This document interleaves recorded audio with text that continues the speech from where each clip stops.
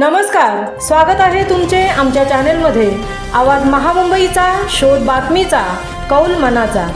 चला तर मग आमचे चॅनेल शेअर करा, लाईक करा आणि सबस्क्राईब करा।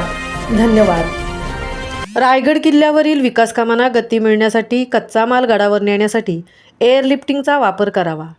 विरोधी पक्षनेते अंबादास दानवेंची सूचना। विरोधी पक्षनेते अंबादास दानवेंनी किल्ले रायगडला भेट देत केली विकास कामांची पाहणी। किल्ले रायगडावर विविध विकास कामे सुरू असून या विकास कामांना गती मिळण्यासाठी कच्चा माल गडावर नेण्यासाठी एअरलिफ्टिंगचा वापर करावा अशी सूचना आज किल्ले रायगड भेटीवर असताना विधान परिषदेचे विरोधी पक्षनेते अंबादास दानवे यांनी रायगड विकास प्राधिकरणाच्या अधिकाऱ्यांना केल्या। हिंदवी स्वराज्याची राजधानी किल्ले रायगड येथे आज भेट देऊन अखंड हिंदुस्थानाचे आराध्य दैवत छत्रपती शिवाजी महाराज यांचे विरोधी पक्षनेते अंबादास दानवे यांनी दर्शन घेतले। रायगड विकास प्राधिकरणाची आढावा बैठक घेऊन किल्ले रायगडावर सुरू असलेल्या विकास संवर्धन व संरक्षण कामाची पाहणी केली। किल्ले रायगड मराठा साम्राज्याची राजधानी असल्याने संपूर्ण महाराष्ट्राची अस्मिता आहे। किल्ले रायगडाशी हिंदवी स्वराज्याशी संबंधित ज्वाज्वल्य इतिहास जोडलेला आहे।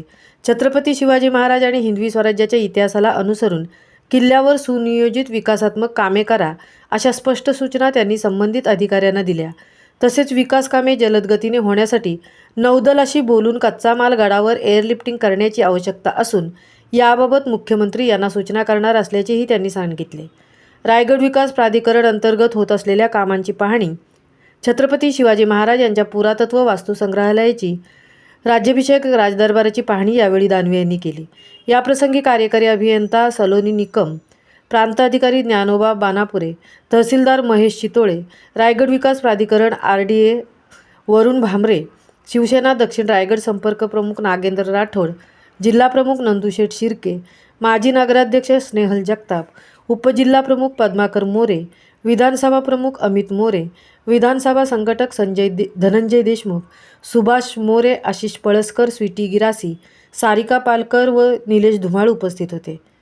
आवाज महामुंबईचा चॅनेलसाठी मिलिंद खारपाटीलसह तृप्ती भोईर, रायगड।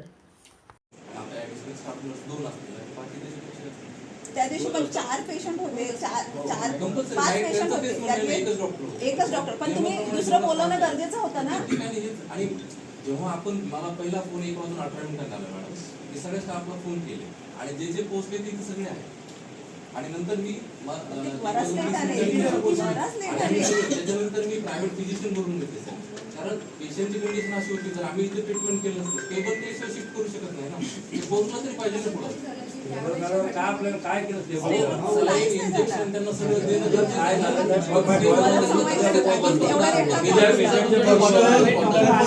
एकच होत्या त्या पण इथं उपलब्ध आहेत, बाकी नाही सर तुम्ही असं सांगू नका, फक्त एकच होत्या त्या काही, फक्त बाकी सगळे डॉक्टर 2 तासाने हे आले 2:30 वाजता, पेशंटला एवढा लेट कसं काय आणता तुम्ही? हे डॉक्टर आले 2:30 वाजता।